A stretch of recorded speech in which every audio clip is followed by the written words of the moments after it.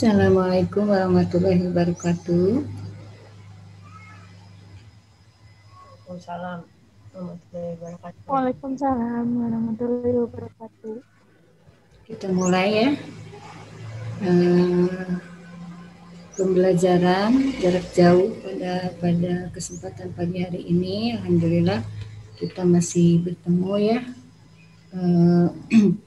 Dalam keadaan sehat walafiat ya. Gimana kalian, sehat semuanya?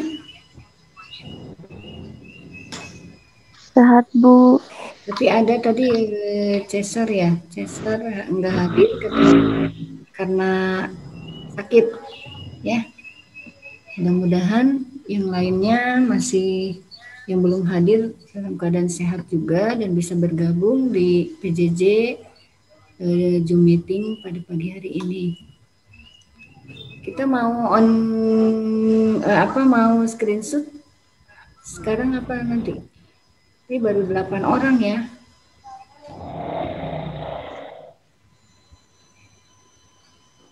Oke, biarkan aja lah yang lain, biar disuruh aja ya. Oke, dari pertemuan kemarin yang Ibu sampaikan berkaitan dengan materi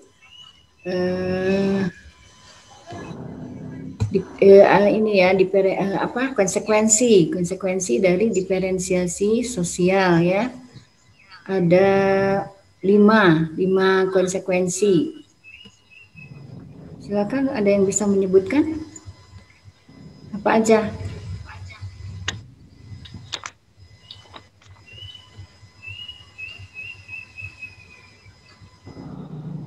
Interseksi. Ya, semangat. Ayo bangun. Mutual akulturasi. Ya. Konsolidasi. Tuh. Politik aliran sama primordialisme. Ayu. Ya. So, ayo coba on cam yuk. On cam.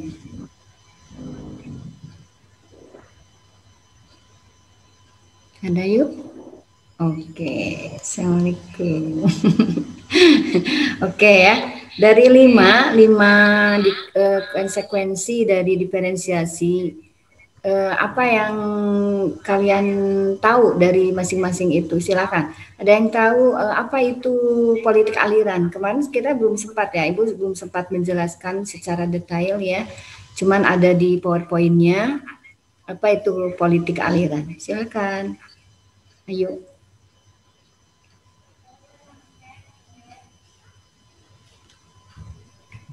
Siapa, Bu? Ayo. Coba yuk. Politik aliran.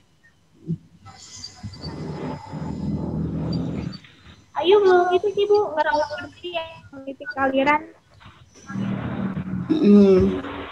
Kita kan kemarin sudah Ibu bahas baru 2 ya, interseksi sama konsolidasi. Sementara yang politik aliran sama primordialisme dan satu lagi mutual akulturasi ada di PowerPoint-nya gitu. Tapi kalian kemarin mengisi di tugas ya, ada menganalisis dari kelima itu. Kan sudah dikerjakan ya. Sok silakan Ibu ingin ada yang menjelaskan apa itu politik aliran.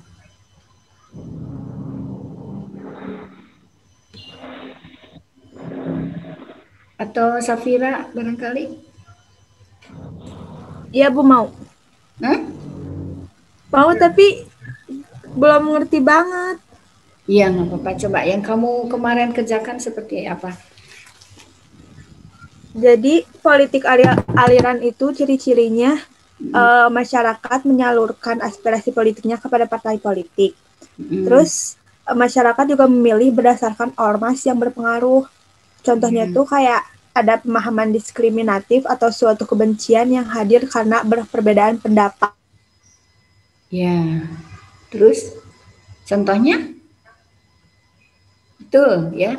Jadi kebebasan dalam berpendapat dari masyarakat itu disalurkan melalui satu partai ya, dan partai itu muncul pada saat sebelumnya itu ada sekelompok masyarakat yang bergabung dalam aliran-aliran tertentu, aliran agama terutama. Misalnya begini. NU ya, Bu? Hah? Apa? Apa, Sat? Barusan siapa yang ngomong? Sepira coba on cam.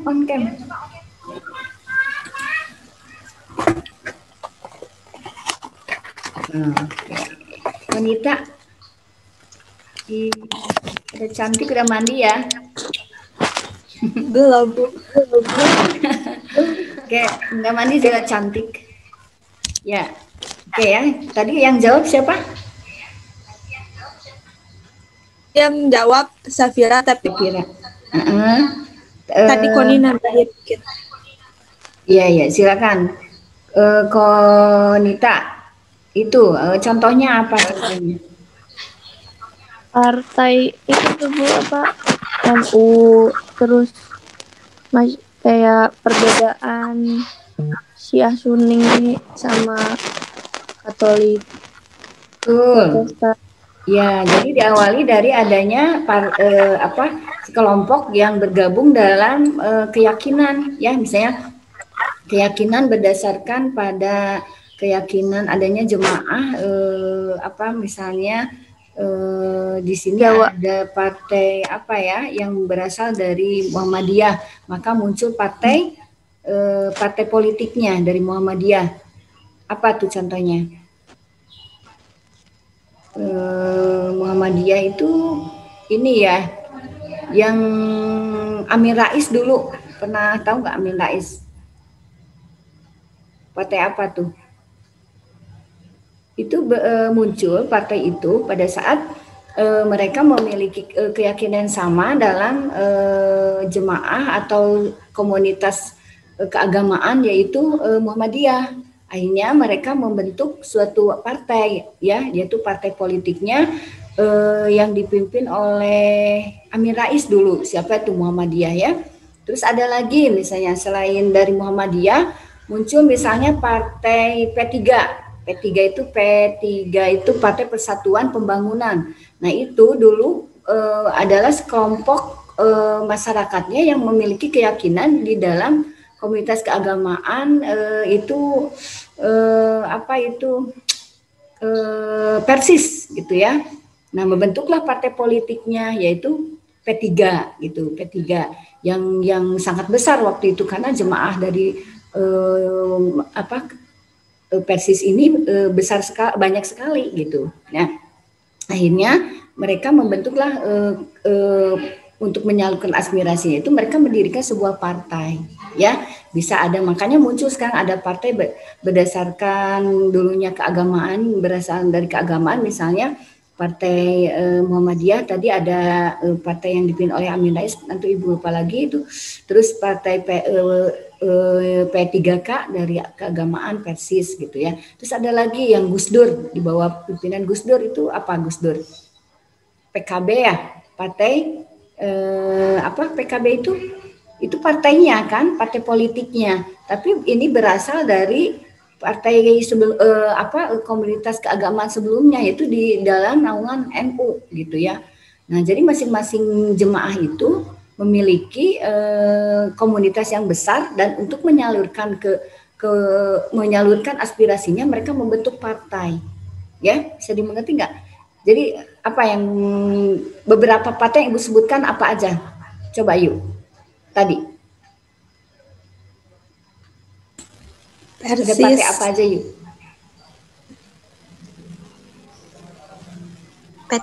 Bisa disebutkan lagi? Ya. P3, Partai Persatuan Pembangunan, terus Persis. Ya, itu dari Persis, itu ininya kelompok keagamaannya membentuklah partai Persis. Membentuklah partai P3. Terus tadi dari Muhammadiyah membentuk yang dipimpin oleh Amin Rais itu partai apa? Kok jadi lupa. Itu ya, ada satu. Terus yang NU di bawah jemaah NU membentuk partai PKB. Partai PKB itu yang di bawah pimpinan Gus Dur ya waktu itu. Nah, jadi artinya tadi yang betul disampaikan oleh Safira ya, partai politik aliran itu adalah suatu komunitas untuk menyalurkan aspirasi ya, aspirasi masyarakat melalui partai, di mana mereka berasal dari segolongan masyarakat atau segolongan kelompok yang berada dalam keyakinan gitu ya, seperti itu. Nah, itu merupakan suatu politik aliran ya. Oke, ciri-cirinya apa sih? Coba Najwa disebutkan Naz. Yang kemarin ciri-cirinya apa dari politik aliran? Kan tugasnya kemarin ya udah dikerjakan ya. Coba bisa.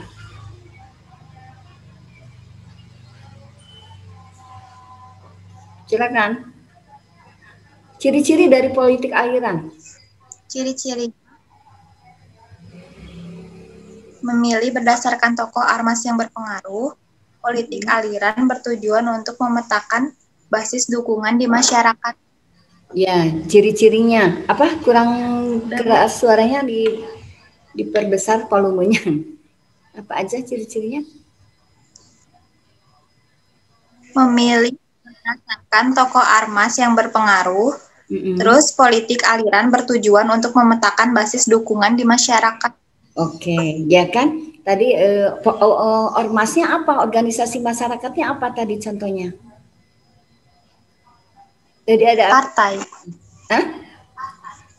Apa? Partai. Hah? Apa? Partai, Bu.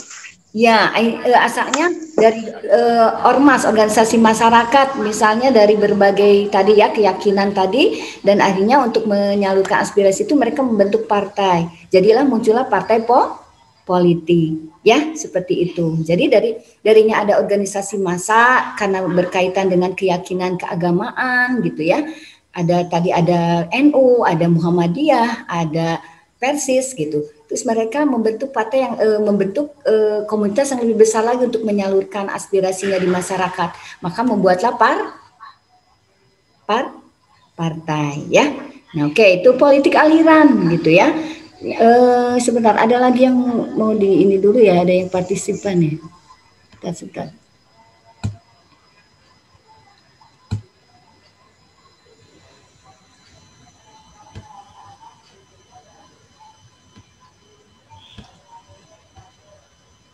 Oke, udah ada berapa hadir ini? Udah ada berapa orang yang hadir?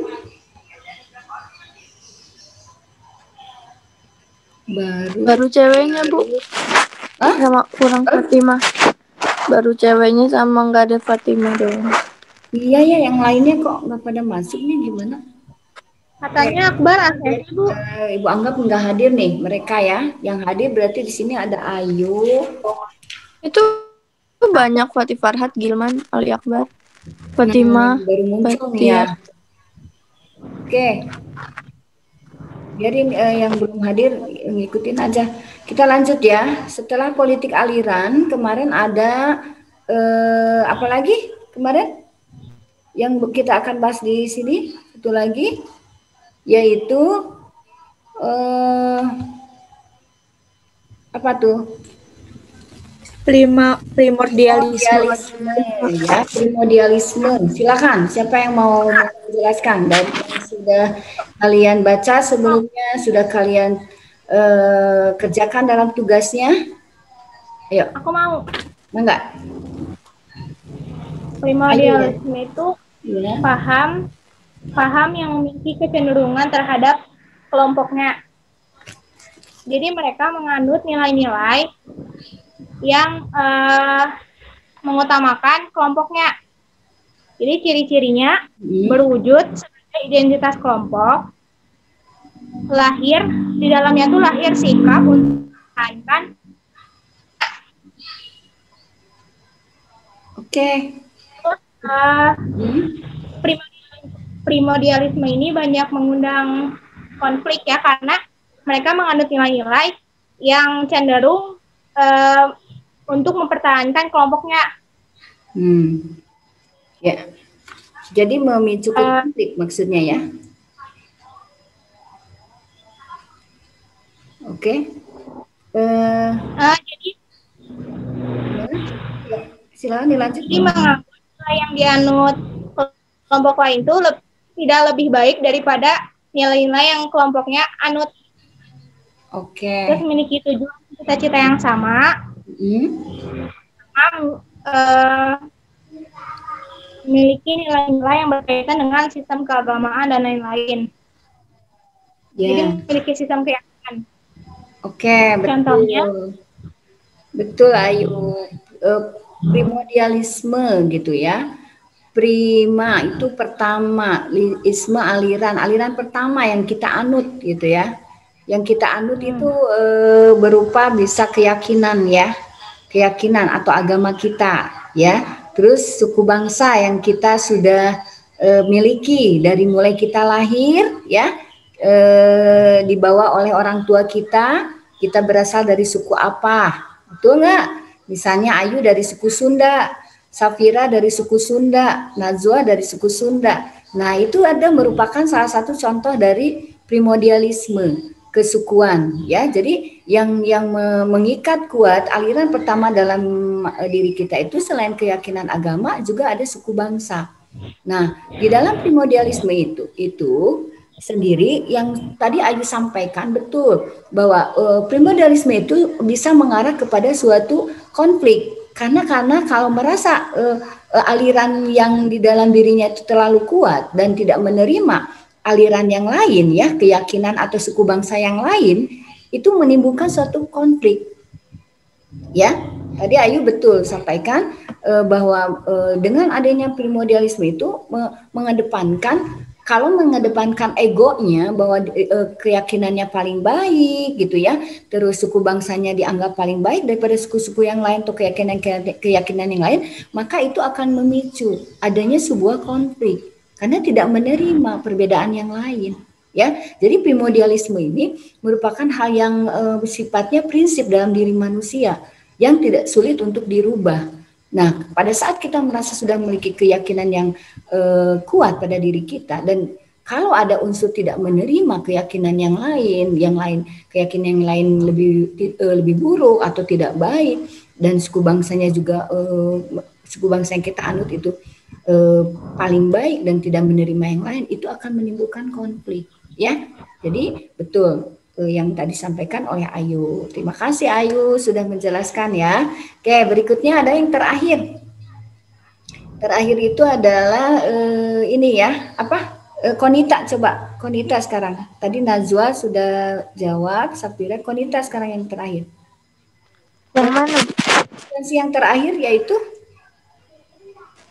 mutual akulturasi. Iya, mutual akulturasi.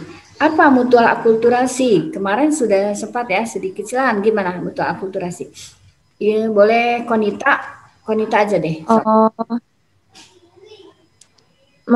itu loh Bu, kebudayaan masing-masing kebudayaannya tuh terlihat sangat jelas, kayak munculnya sikap terbuka kebudayaannya lain. Sebenarnya sikap kebudayaan yang lain, betul, yang dipengaruhi. Terus adanya kayak rasa kesukaan terhadap rasa kesukaan yang iya benar-benar rasa kesukaan dan kecocokan gitu yang dirasakan. Kayak contohnya apa yuk? Konita, kamu suka sama film Korea? Kamu suka sama lagu Korea? Itu sama contoh bukan? Mutual akulturasi. Iya, betul. Suka budaya luar. Iya, jadi betul sekali. Kayak pakaiannya juga suka. Ya, betul. Merupakan contoh yang kita temukan sehari-hari mutual akulturasi. Pada saat kita menerima kebudayaan lain ya, dan kita menggandunginya, menyukainya, di sanalah kita terjadinya mutual akulturasi ya. Secara tidak langsung dari interaksi yang berjalan gitu ya, dari pertukaran budaya, dari adanya modernisasi, globalisasi, kita sangat mutual akulturasi. Tidak mungkin kita tidak mutual akulturasi karena bercampurnya. Setelah itu bertemu dan bercampur dan kita menerima kebudayaan luar itulah mutual akulturasi ya. Nah, di saat pengaruh-pengaruh globalisasi yang sangat besar sekarang, disitulah terjadi merupakan suatu kenyataan gitu dalam suatu mutual akulturasi, ya. Nah, sekarang setelah kita menganalisis masing-masing kelima itu ya, ini Ibu ada contoh nih ya, contoh silakan jawab. Di dalam kehidupan sehari-hari itu masuknya nanti ke dalam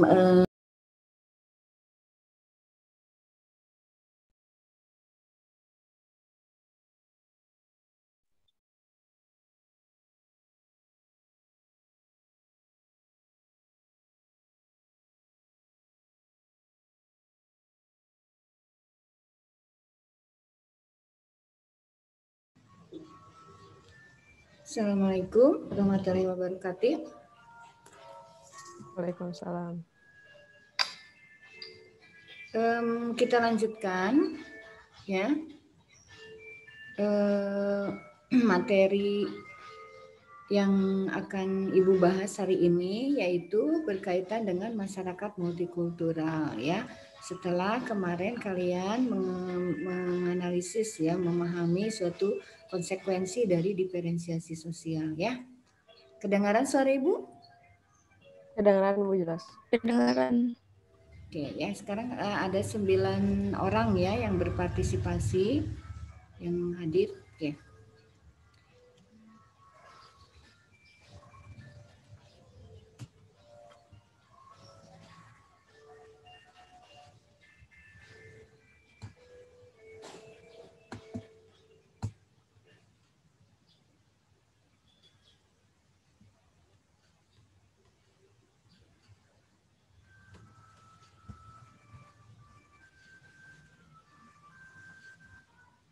Oke. Tujuan pembelajarannya pada pagi hari ini ya, kita akan membahas apa sih sebetulnya masyarakat multikultur itu ya. Yang kedua, definisi masyarakat multikultur.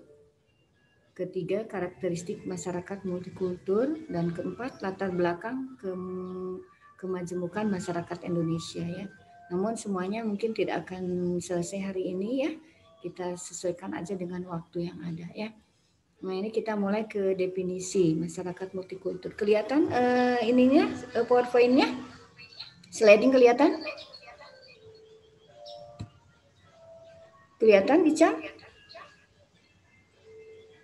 Akbar? Halo? Kelihatan. Icang? Icang kemana, Cang? Oh, ada ya. Oke, kita mulai ya. Di sini ada definisi ya masyarakat. Tapi sebelumnya ini dulu deh, bukan ini. Nah, masyarakat. Oke, Ayu ada ya. Oke ya. Di sini ada multi ya, dari kata multikultural itu dari kata multi. Bu, share screen-nya nggak ada. Ya, multi itu multi dan kultur ya. Multi itu artinya banyak ya. Kultur itu budaya atau disebut juga Share screen-nya nggak ada Bu. Ya? Share screen-nya nggak ada. Share screen-nya nggak ada. Sebentar.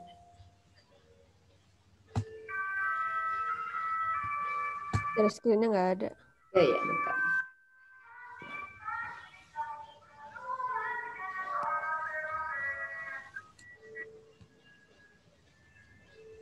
Bu, kata Ryan ACC, Bu. Kedengarannya tukang roti ya.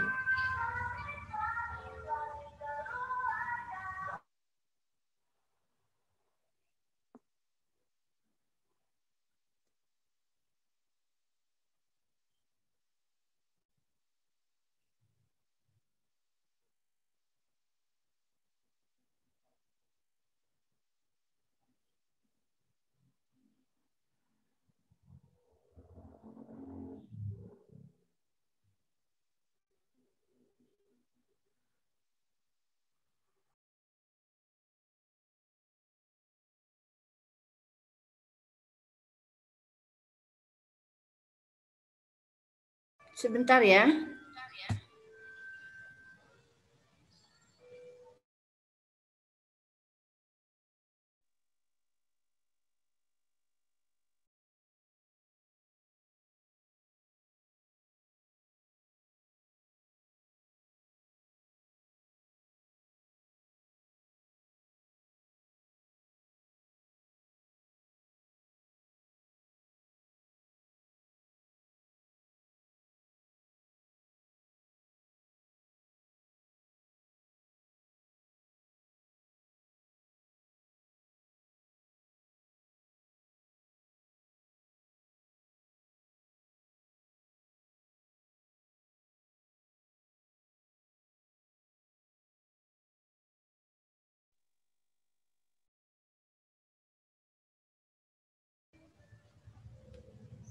Ada?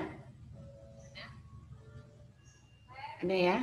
Oke, kita mulai dari kata multi dan kultur ya. Multi itu artinya banyak dan kultur itu budaya. Jadi multikultural itu atau disebut juga pluralistik ya. Plural itu jamak ya. Jamak itu bukan tunggal tapi lebih dari satu ya. Nah, di sini kalau diartikan sebagai masyarakat plural, maka masyarakat plural itu adalah masyarakat yang terdiri lebih dari satu golongan atau kelompok gitu ya, banyak mani ya. Nah, terus disebut juga selain masyarakat multikultural atau disebut masyarakat plural, disebut juga masyarakat majemuk ya. Masyarakat majemuk menunjukkan bahwa keragaman yang lebih dari satu itu memang berbeda-beda, bermacam-macam dan bahkan tidak dapat disamakan. Seperti kemarin diferensiasi. Berbicara diferensiasi, nah inilah artinya ya. Ini masyarakat majemuk, yang masyarakat yang berbeda-beda, bermacam-macam, namun tidak menimbulkan tingkatan horizontal, ya. Oke, jadi kembali lagi masyarakat multikultural itu adalah masyarakat di mana yang memiliki banyak budaya, dan contohnya di Indonesia, ya. Di Indonesia itu dari Sabang sampai Merauke itu merupakan suatu gambaran bahwa Indonesia itu masyarakat yang multikultur, ya. Oke, lanjut.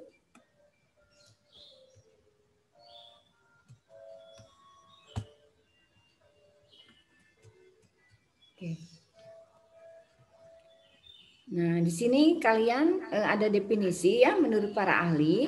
Di sini ada J.S. Purnival sama Nasikun. Silakan kalian mencari nanti ya, cari definisi ini supaya kalian ada literasinya ya. Itu ada gambaran suatu definisi yang disampaikan oleh J.S. Purnival dan Nasikun, dan satu lagi silakan bebas ya. Berikutnya, nah di sini.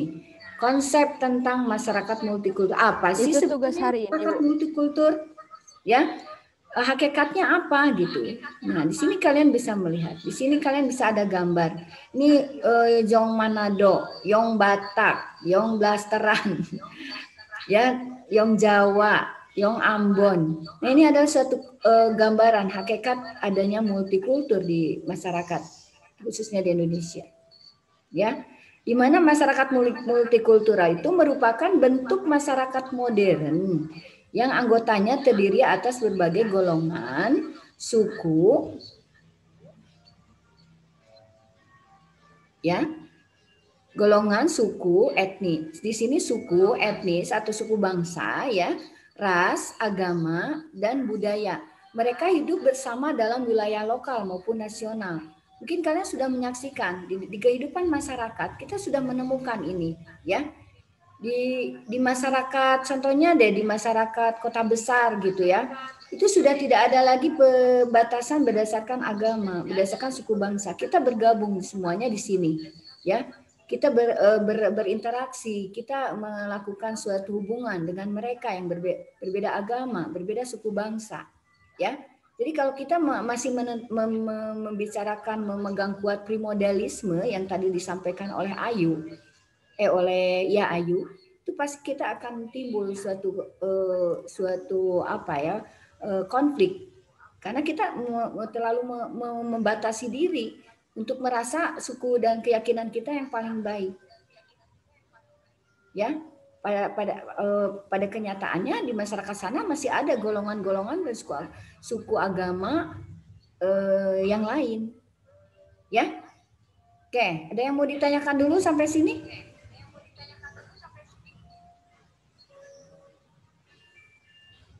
Silakan.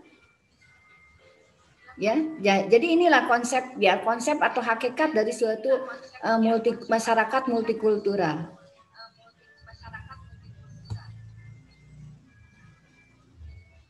Oke ya. Ada yang mau tanyakan, Ica, Konita? Belum, Bu. Ya, Akbar. Ryan udah masuk, Ryan? Tugasnya ini Ibu udah sebutkan ya. Tugas yang udah masuk di sini alhamdulillah ada Ryan, Ali Akbar, Cesar, Konita, Ayu, Sapira, Icam, Fatima. Yang lainnya belum Ibu nilai karena belum Ibu periksa. Belum nemu tugasnya. Dikumpul di mana ya? Oke, nanti lanjut Ibu akan periksa lagi. Nggak ada yang ditanyakan? Nggak ada, Bu. Udah jelas. Oke ya, masih bisa dimengerti ya. Oke, lanjut kita ke berikutnya. Nah, karakteristik. Apa sih karakteristik dari masyarakat multikultural? Ya.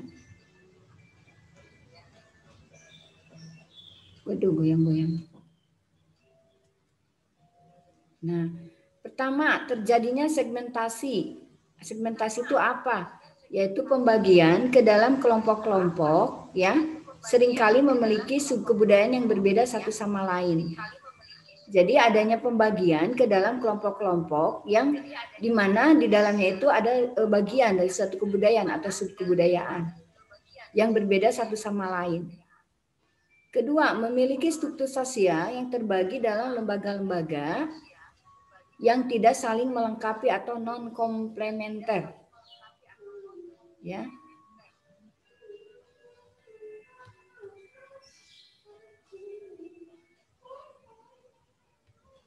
Berikutnya, kurang mengembangkan konsensus atau kesepakatan di antara anggota masyarakat tentang nilai yang bersifat mendasar. Artinya di sini kurang mengembangkan konsensus kesepakatan itu adanya beberapa hal yang tidak bisa diterima gitu ya, sehingga pada saat tidak menerima itu biasanya mengembangkan sikap antipati gitu ya, bisa menimbulkan konflik gitu ya.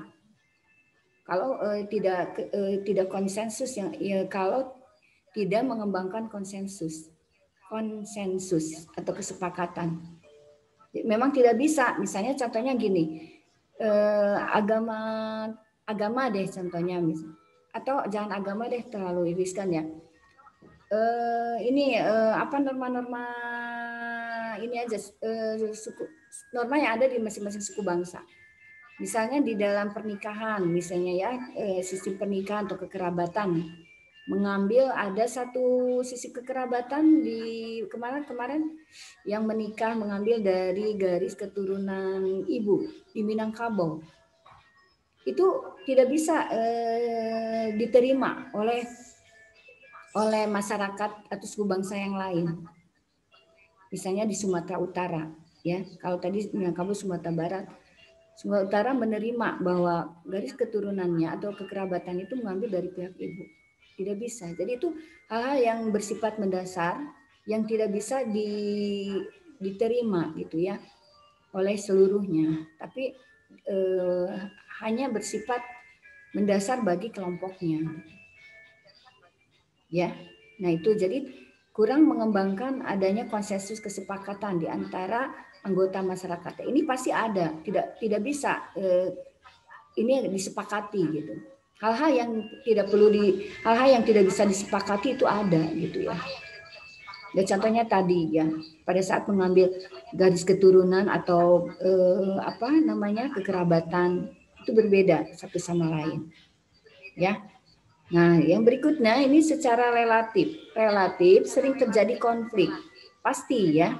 Seperti tadi disampaikan, dengan adanya primordialisme. Kalau yang terlalu dikedepankannya primordialismenya atau aliran pertama yang kita miliki dan kita tidak menerima aliran yang lain, ya, maka itu akan ke arah konflik. Makanya kenapa ini sangat rentan berbicara suku Sara, itu memang kalau kita tidak bisa mengembangkan, nah nanti kita akan maju ke materi multikulturalisme. Tidak mengembangkan paham multikultur, nanti akan sering terjadinya ke konflik. Nanti jadi ada satu aliran, ada satu sikap, suatu ideologi di mana kita menerima kesetaraan. Ya, itulah nanti kita akan bahas berikutnya di multikulturalisme. Ya, suatu ideologinya. Oke, tapi sebelum ke situ kita ke sini dulu aja, selesaikan dulu yang ini ya. Nah, karakteristik berikutnya selain tadi relatif terjadinya konflik, di sini ada juga secara relatif integrasi sosial tumbuh di atas paksaan dan saling tergantung dalam bidang ekonomi. Artinya gini.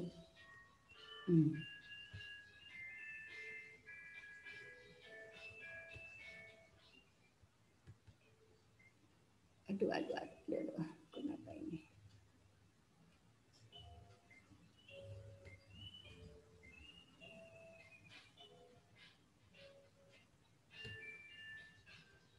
Oke ya. Nah, jadi selain terjadinya konflik, di sini juga kita dipaksakan dalam masyarakat multikultural untuk integrasi sosial. Ya, tapi ini ya karena kita harus saling bertoleransi. Jadi seolah di atas paksaan dan saling tergantung di dalam bidang ekonomi. Iya, maksudnya di sini di atas paksaan itu maksudnya secara mau tidak mau kita harus menjaga toleransi gitu ya, demi keutuhan suatu bangsa. Ya, sehingga harus keutuhan suatu bangsa untuk terwujudnya integrasi sosial, integrasi nasional. Karena kita sangat beragam. Ya, kalau kita tidak dipaksakan untuk hidup bertoleransi, hidup saling menerima perbedaan demi untuk berkembangnya integrasi sosial.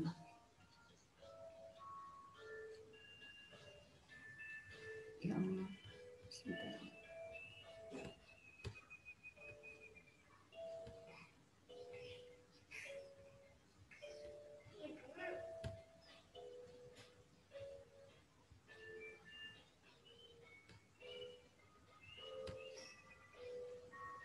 Ya, nah ini ya karakteristik berikutnya, adanya dominasi politik oleh satu kelompok atas kelompok yang lain. Tentunya pasti ada ya. Dengan adanya tadi politik aliran, siapa yang di sana yang menjadi pemenang gitu ya, yang menjadi pilihan masyarakat ya. Itu pasti akan ada satu dominasi dalam hal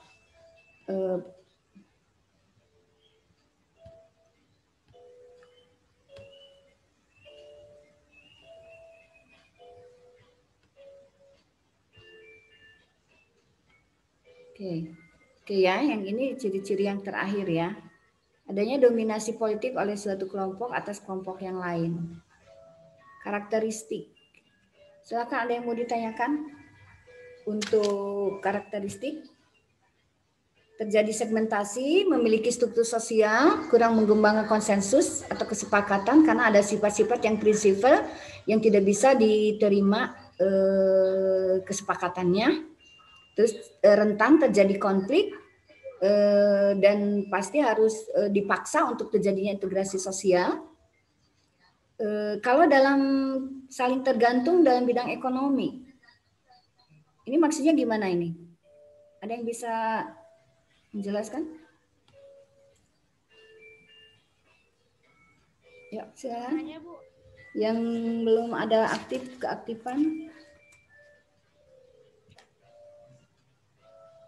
Bu, mau nanya, Bu. Coba. Siapa? Maksudnya ini saling tergantung dalam bidang ekonomi. Apa tuh? Gimana yuk? Atau siapa? ngejawab. Bu itu Ayu mau nanya. Icam coba Cam. Tadi Icam belum ini. Tadi udah ada Ayu Nah itu Bu Ayu itu mau nanya. Oh, Ayu sok silakan. Gimana yuk?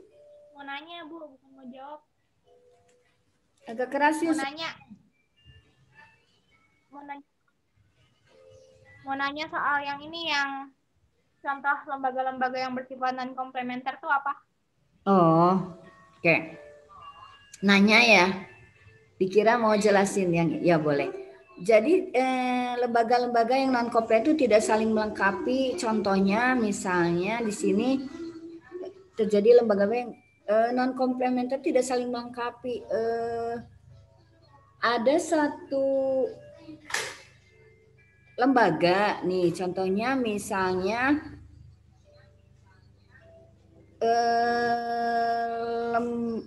ada lembaga pernikahan, itu ada apa?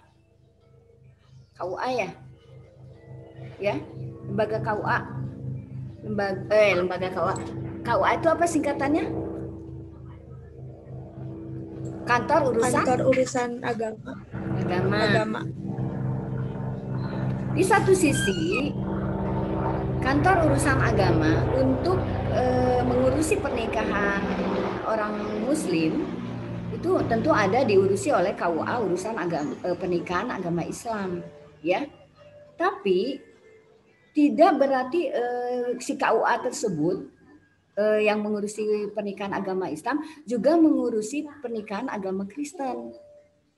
Jadi di sini tidak bisa dalam satu lembaga itu mengurusi berbagai keperluan yang berbeda. Jadi beda dengan misalnya secara ekonomi. Kalau ekonomi itu mungkin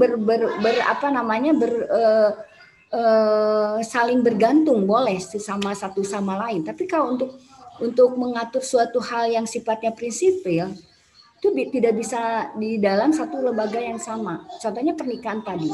Pernikahan agama tentunya diurusi oleh KUA urusan agama Islam. Misalnya kalau pernikahannya itu agama Islam. Tapi kalau misalnya pernikahannya bukan Muslim, maka itu akan diurusi oleh KUA yang bukan di dalam KUA yang mengurusi pernikahan Islam tadi. Mungkin ada lagi gitu. Itu yang disebut dengan memiliki struktur lembaga yang non komplementer, yang tidak saling melengkapi. Beda dengan misalnya lembaga ekonomi, ya. Lembaga ekonomi itu dari mulai produksi, distribusi sampai ke konsumen itu saling melengkapi. Bisa saling mereka di sini nih saling tergantung, ya. Nih kayak di sini tadi yang ibu tanyakan, ke atas lagi.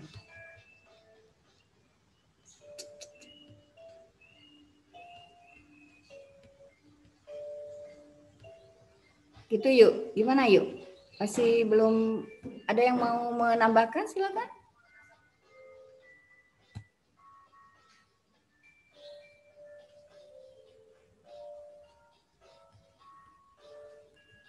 Gimana yuk? Bisa diterima yuk?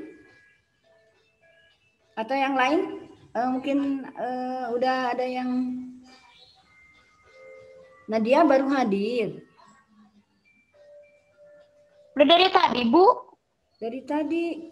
Dari jam berapa?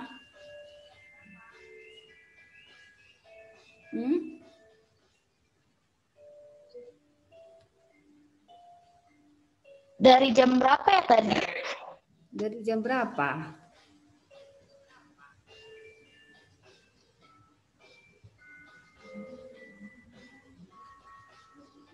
Kelihatan. Dari 8:30 tadi, Bu. 9? Oh, tadi nggak bersuara sih ya. Oke ya, ada yang mau tanyakan yuk tentang karakteristik? Masih kelihatan slide-nya nggak? Ada, masih, Bu. Masih, oke. Silakan Nadia, mau apa yang mau ditanyakan? Tadi kita sudah ke definisi, sudah ke karakteristik, ya, ke hakikat. Definisi baru secara asal kata. Nanti tugasnya kalian mencari menurut ahli ya, biar literasi juga ya kalian ya. Kayak gitu yuk. Atau ada yang mau menambahkan? Silakan. Bu, yang tadi tentang tergantung dalam bidang ekonomi, jadi maksudnya gimana, Bu? Ya. Hanifah, tolong sayang ininya di sebelah sana, Google itunya apa? Streamingnya. Oke. Maksudnya yang lembaga ekonomi yang saling bergantung ya. Pada saat kita berbicara bidang ekonomi, apakah kita selalu dipisahkan oleh pada saat kita akan misalnya bidang ekonomi, misalnya kita dalam memenuhi kebutuhan ekonomi ya, kita itu misalnya berusaha dengan orang-orang yang sesama dengan kita, misalnya sesama dengan suku bangsa, sesama dengan keyakinan. Apakah seperti itu? Tidak kan? Tapi pada saat kita berada dalam pemenuhan kebutuhan ekonomi, kita tentunya akan bekerja sama terus dengan semua orang. Ya, apalagi di era seperti sekarang nih, era globalisasi. Yang kita sudah pada masuk ke dunia era globalisasi, kita kan bertemu dengan semua orang. Ya. Jadi dari itu, Bu, dari misalnya pabrik. Hah? Ya. Jadi dari misal produsen, distributor ke produsen, ke konsumen kayak gitu-gitu. Iya, itu akan kita penuhi. Kita tidak melihat dari bahwa kita berasal dari mana, agama apa gitu ya. Tapi dalam kebutuhan ekonomi kadang kita bekerja dengan siapa saja gitu ya, dengan orang Cina bahkan gitu kan, dengan orang Arab, dengan siapa aja dalam memenuhi kebutuhan. Misalnya kita banyak tuh kita mendapatkan produk dari Cina, itu enggak? Ya. Kita dapat produk dari orang Cina gitu ya, kita menggunakan produk dari orang contohlah dalam hal kendaraan misalnya ya, kendaraan gitu kita banyak dari luar negeri ya, dari Eropa ada, terus dari Jepang ada gitu ya. Nah itu artinya saling ketergantungan gitu kan, dalam bidang ekonomi itu lembaga-lembaga yang saling ketergantungan. Yang bukan non komplementer tadi, tapi yang justru sebaliknya itu ya. Jadi dalam memenuhi kebutuhan ekonomi pasti kita selalu bergantung, tidak dipisahkan oleh perbedaan keyakinan, suku bangsa atau etnis atau section yang kemarin kita pelajari ya. Nah, justru di dalam bidang ekonomi kita sangat terjadi interseksi ya. Karena pada saat misalnya ada satu orang yang bekerja ya dalam suatu perusahaan, kita nanti di situ bertemu dengan berbagai suku bangsa, agama, jenis kelamin ya. Terus usia, mungkin ada usia yang udah senior, ada yang masih muda ya. Jadi kita di sini semuanya di dalam untuk integrasi itu kita seolah dipaksakan ya, dipaksakan untuk menyatu, untuk memiliki sikap toleransi. Nanti mungkin kalian akan masuk ke dalam dunia yang lebih luas ya, di universitas atau di tempat kerja, di lingkungan kerja, itu akan terjadi yang namanya paksaan dalam mengembangkan integrasi sosial. Ya, kita perlu paksaan di sini dalam arti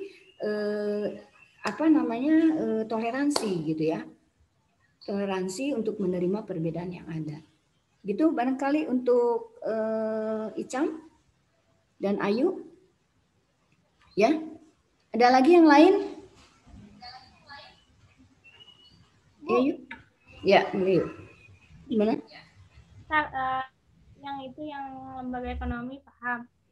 Ayu, suaranya lembut ya. Jelas yang agak keras yuk. Suaranya agak keras. Oh iya. Tadi Bu mau memperjelas yang lembaga non komplementer. Jadi maksudnya tuh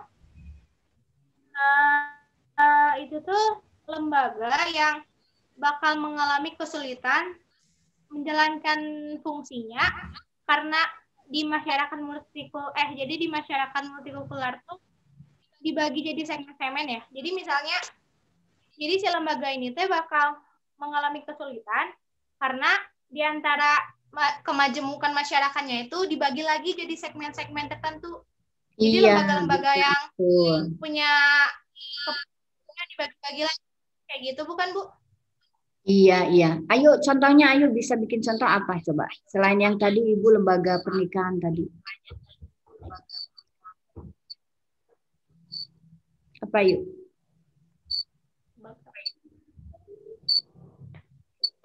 Betul ya, tadi betul karena tidak bisa menjalankan fungsinya gitu ya, karena adanya satu pengelompokan gitu yang mungkin contoh yang ada yang lain, Ali Akbar atau siapa yang mau melengkapi?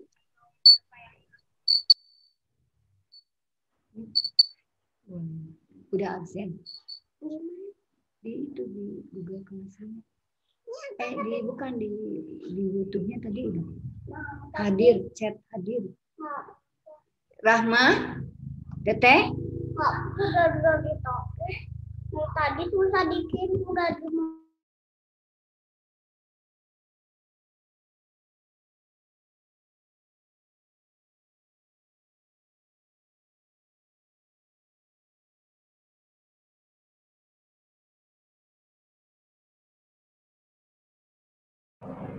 Masih terdengar suara Ibu? Terdengar Bu sekarang. Masih Bu. Masih ya? Oke yuk, jadi gimana yuk tadi Teh? Nadia mau menambahkan tadi tentang lembaga-lembaga yang non komplementer atau tidak saling melengkapi. Itu ya, bagian dari karakteristik. Begitulah ya, kalau kalian pahami di kenyataan di masyarakat, ciri dari masyarakat atau karakteristik dari masyarakat multikultural itu seperti itu. Tentang terjadinya konflik ya, adanya sikap yang harus dipaksakan untuk saling tergantung, untuk saling bertoleransi gitu ya, untuk demi terwujudnya integrasi sosial ya. Terus adanya kurang mengembangkan konsensus atau kesepakatan di antara anggota tentang nilai yang sifat mendasar. Jadi hal-hal yang mendasar itu sulit untuk terjadinya kesepakatan. Itu menjadi satu prinsip buat masing-masing masyarakat gitu ya, untuk suatu masyarakat tertentu gitu ya. Oke, ada lagi? Kalau enggak kita lanjut. Ibu mau nanya. Boleh. Mana silakan Nadia. Kalau misalkan kayak di Bali gitu kan mayoritasnya Hindu. Umumnya itu termasuk contoh multikultural ya? Iya, itu kan Bali bagian daripada negara Indonesia ya. Bagian daripada negara bagian dari negara Indonesia ya. Di Indonesia bagian tengah ya, Indonesia bagian tengah ya. Oke, betul, itu kan tersebar tidak hanya Bali, yang tersebar di Indonesia bagian barat, tengah, timur itu merupakan gambaran masyarakat yang multikultur. Bali saja terbagi lagi, nanti ada Bali Majapahit, ada Bali Aga gitu ya.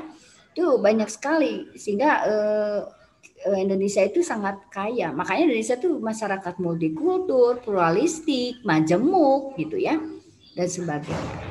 Oke, ada lagi selain selain Nadia? Nanti kita akan belajar lebih detail lagi tentang ininya ya, suku bangsanya ya, sehingga nanti kalian harus menghafal suku-suku bangsa yang ada di Indonesia sebagai referensi bahwa begitu kayanya, begitu multikulturnya bangsa Indonesia, dan kalian harus memahami dari masing-masing bagian barat, timur, tengah, timur itu luar biasa banyak sekali suku-suku bangsanya. Oke ya, kita lanjut ya.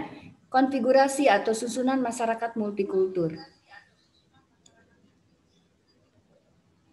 Oke, di sini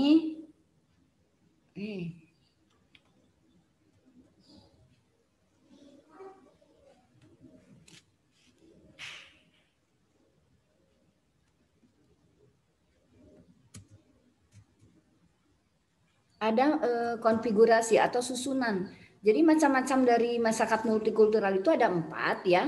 Pertama adalah masyarakat yang memiliki komposisi atau konfigurasi atau susunan, yaitu yang komposisi seimbang ya. Jadi masyarakat majemuk yang memiliki konfigurasi atau susunan komposisi seimbang. Yang kedua mayoritas dominan, yang ketiga minoritas dominan ya. Masyarakat majemuk dengan komposisi seimbang, masyarakat majemuk dengan komposisi mayoritas dominan, masyarakat majemuk dengan komposisi minoritas dominan, dan masyarakat majemuk dengan fragmentasi. Nah, ini masing-masing keempat memiliki ciri. Maksudnya apa? Ada yang sudah baca-baca? Udah literasi? Silakan.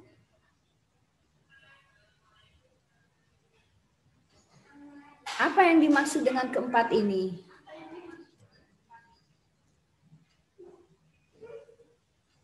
Halo?